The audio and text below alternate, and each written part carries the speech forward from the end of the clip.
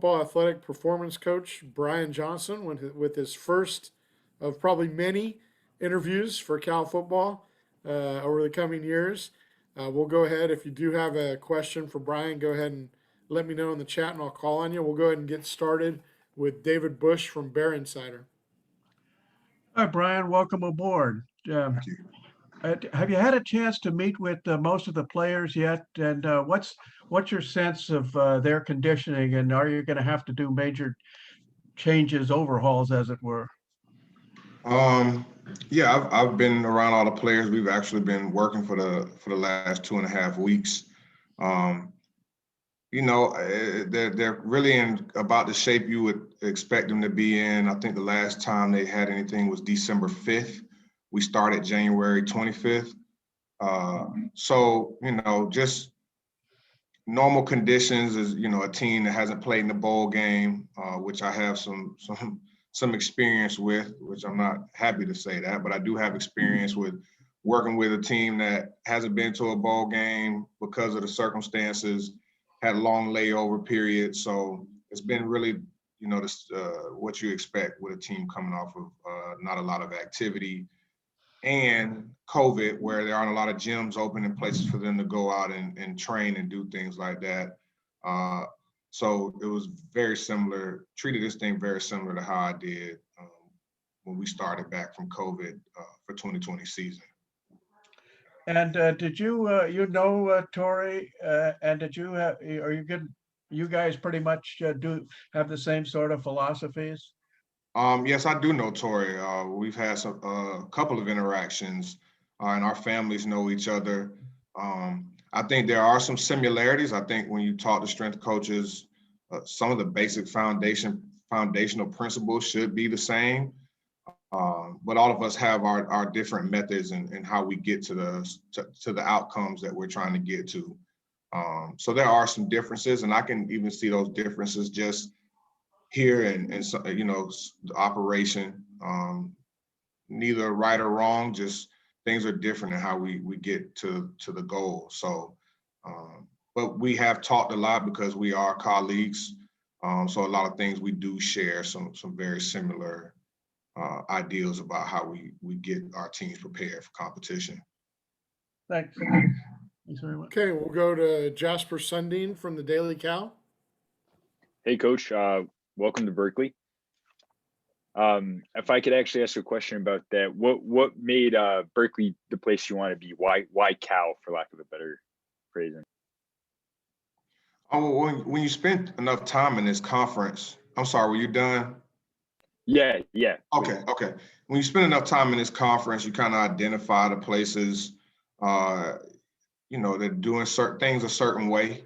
And because I knew Tori and because I even, knowing Coach Yates and hearing a lot about Coach Regal at my last position, and then actually playing Cal our first year, you can identify some of the teams that are doing things the right way. And this was one of the places when I got a call from Coach Wilcox and looking at how they've been recruiting, looking at how guys competed, being known for good defense over the last years.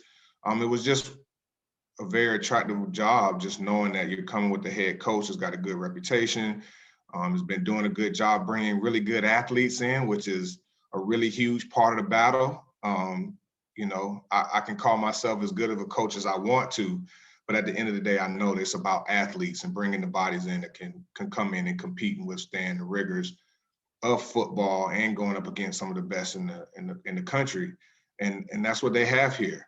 And then you walk out on the stadium and you can look out at the bay, and you can't beat some of that.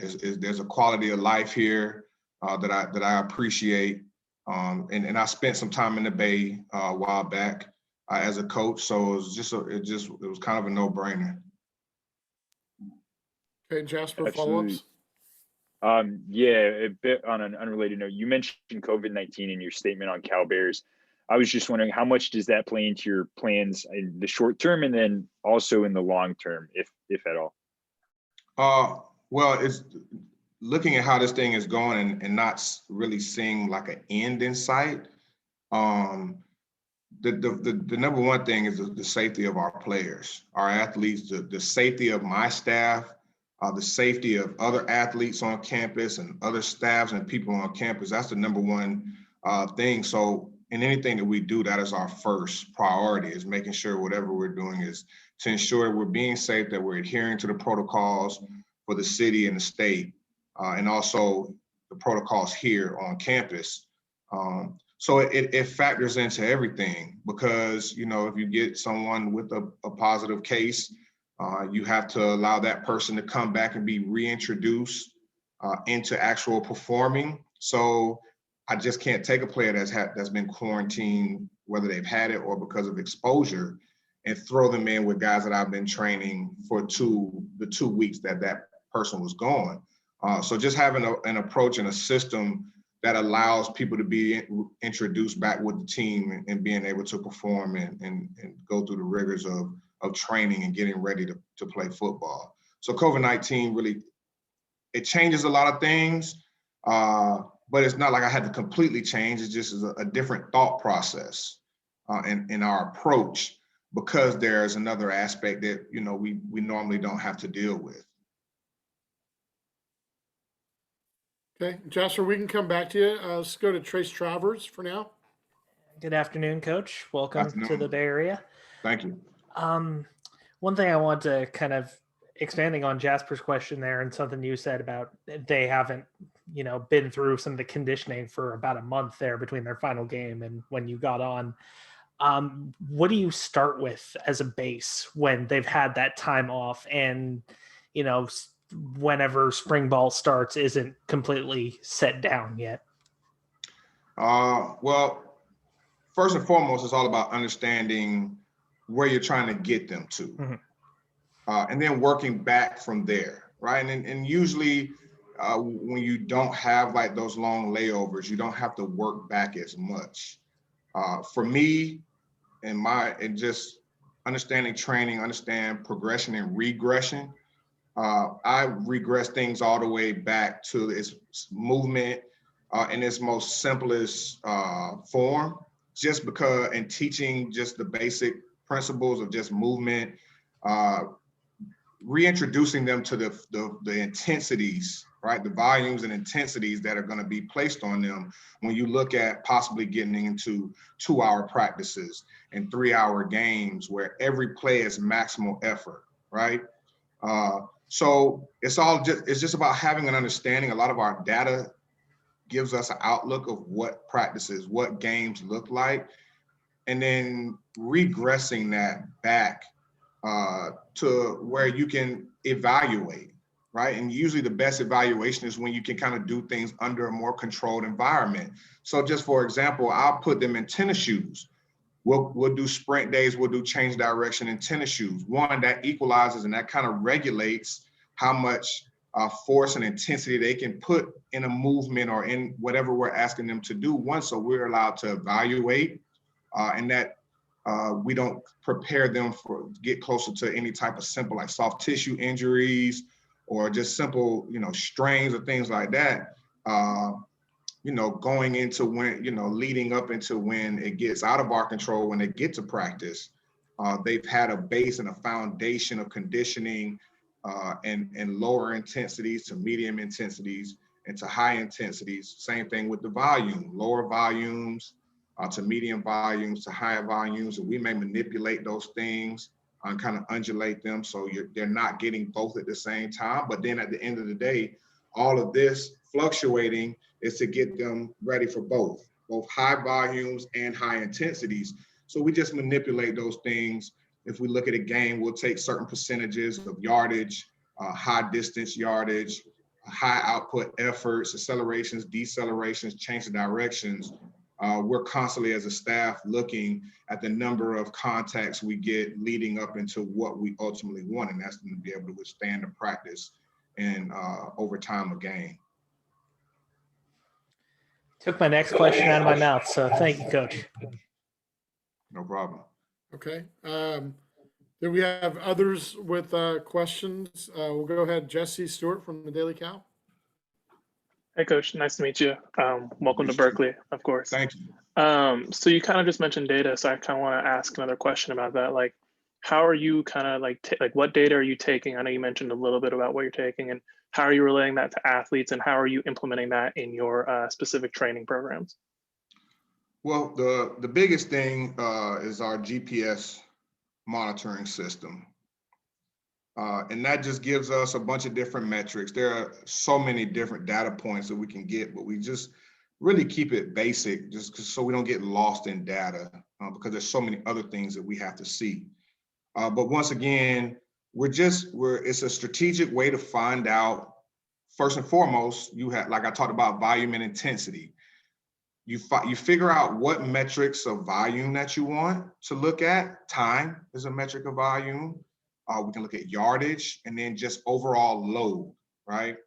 And then we can break that down into the intensity metric. And then that gives us a picture of what type of volume we got. What's max velocity? What's the fastest they ran that day in miles per hour? How much yardage did they get at those velocities? And all of it's based on a percentage of what that individual does. So we take a look at those things. If it's a linear speed day, then we're looking at getting a certain amount of high velocity distance. We're trying to get certain velocities, right? I put them in tennis shoes because it's very hard to run max velocity. It's hard to run 20 miles per hour in tennis shoes. When you got guys running 20 miles per hour in tennis shoes, okay, I'm doing my job, right? I'm doing a great job. But you put them in tennis shoes, so you regulate some of those intensities, and over time you build them. And as those intensities get faster when you put them in cleats, you're hoping that you get more high intensity yardage. You're hoping that you get more yardage because they're actually moving faster and shorter. It's taking shorter time for them to get to those high speeds. So those are the things that we're going over, and then it's all about educating them. Hey, I got you in tennis shoes because I really only want 85% of your max velocity today. Hey, you're in cleats today because we're ready to see what you can get over 90 plus of your max velocity. So let's try to get it today. We start working into the workout. We start feeling good. Let's go touch that. Let's go get that. So that's kind of how, and then once we get to the point where we feel comfortable with the athletes just going full speed every rep after a certain amount of rest or whatever we have for that prescribed for that day, we'll call out, hey, this guy ran 21 miles per hour. This guy ran 20 miles per hour. Then it becomes a little competitive and guys are pushing and giving you a little more. So it's just, once again, it's just a gradual process in that we're always trying to communicate to the athletes what they want. One, because these are very smart kids. They're at Cal, right? So they're smart kids. And they want to know. They want to know, what is this? Why is this? So the data helps us educate them. So now, after us being around each other for 3 or 4 months, when I say I want 85%, they know what 85% feels like. They know what they need to do from that 85% standpoint. And it's not saying, only pay attention to 85% of what I'm telling you, right? It's just, we want you to give us 85% of your max output today. And there'll be days where we're going to ask you for 90. And then that's how we kind of manipulate that yardage. And it also just helps gain an understanding of exactly what we want as coaches. Okay. Jesse, any further follow-ups? No, that was perfect. Thank you so much. Okay. All right. We'll go to Jake Curtis with Cal Sports Report. Yeah. Hi, Brian. How you doing? How would you say your approach or emphasis is any different from other strength and conditioning coaches? My mentor told me a long time ago, it's not what you do, it's how you do it. I think that all strength coaches are trying to make their players bigger and faster, stronger. We're trying to gain that edge. I think my approach is different. One, because I've come from a long line of strength coaches who could be considered some of the best in the business. and it's more how we do things, attention to detail. Like I told you, I'm going to look at data. I'm going to communicate that data. I'm going to ask questions. I'm going to make sure I find the answers to those questions. And then when I find more questions, I'm going to work my butt off to make sure I find more answers. So there's a very detailed approach. Everything that we do has a reason. I'm not just putting stuff on paper to just go out there. And I'm not saying that every other strength coach does that. I'm just saying that this is what I do. I can't speak for what everyone else does. But I also require an attention to detail from my athletes as well. I require a certain standard from them because those are the same standards that I'm held to. One as an employee at Cal, but I was also held to those same standards when I was a player, and worked for some of the best coaches and strength coaches, and have played for some of the best coaches and strength coaches in the business. So I think what sets me apart is that I've been with a long line of people who have done things the right way.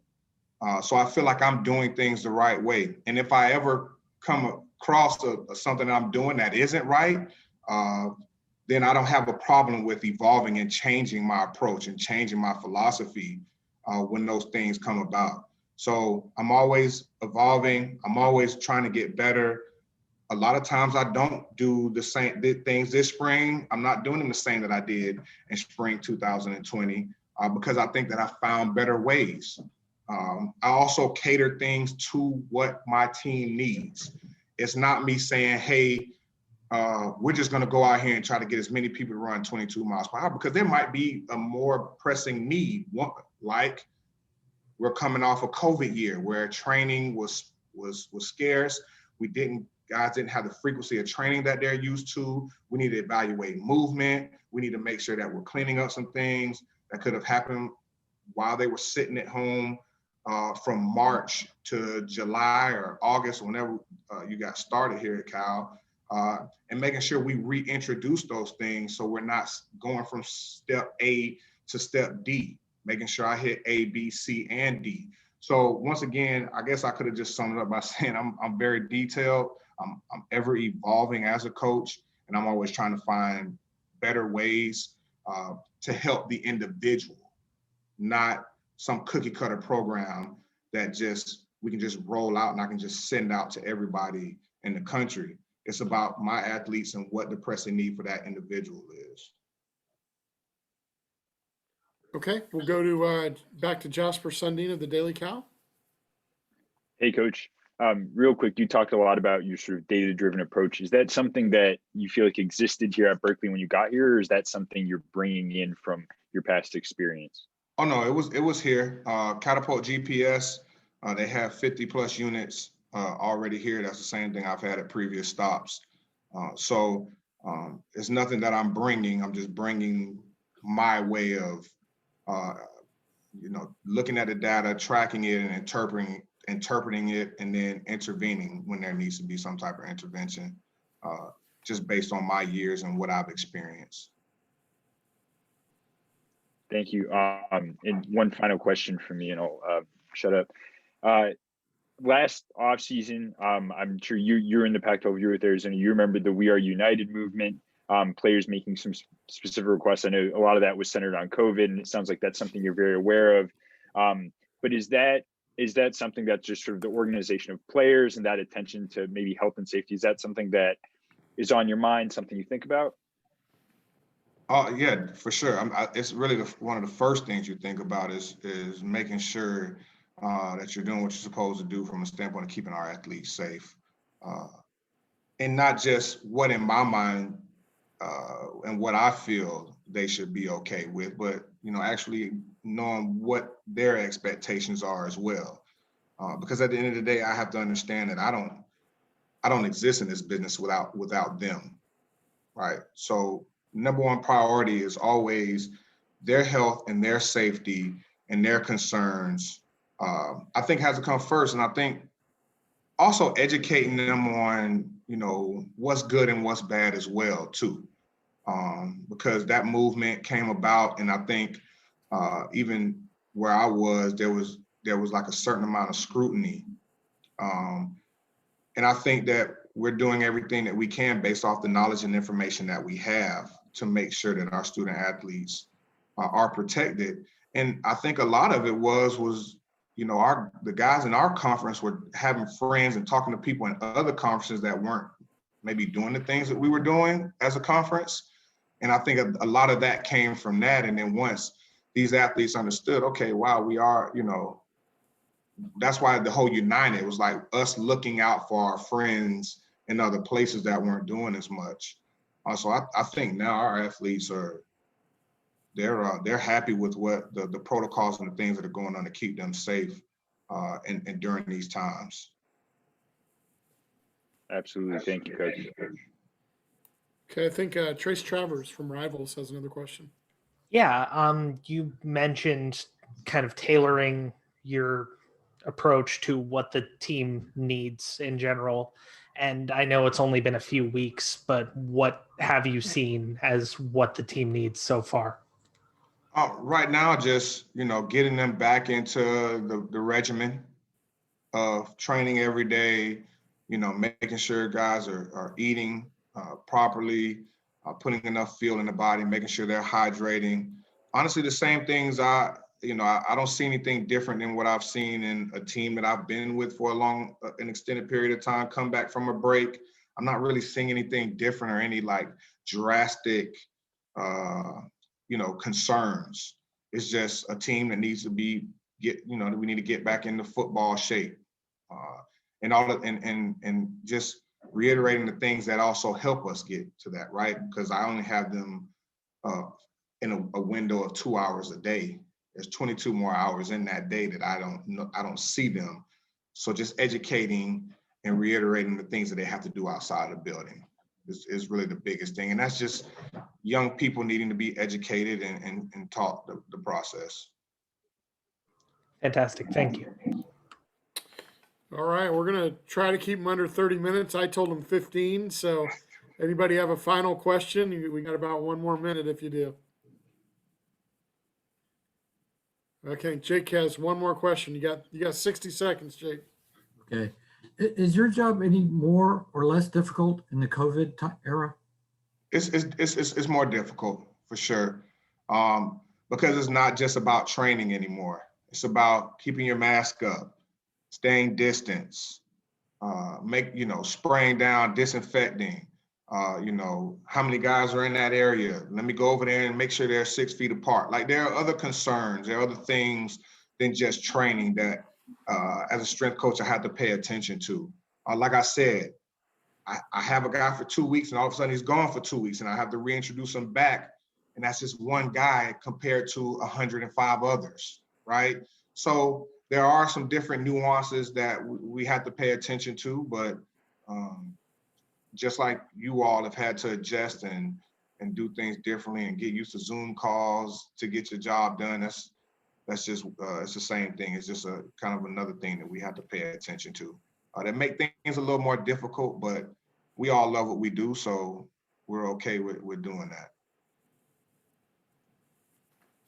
All right, is everybody good? Thank Okay, you. Brian, we really appreciate your time and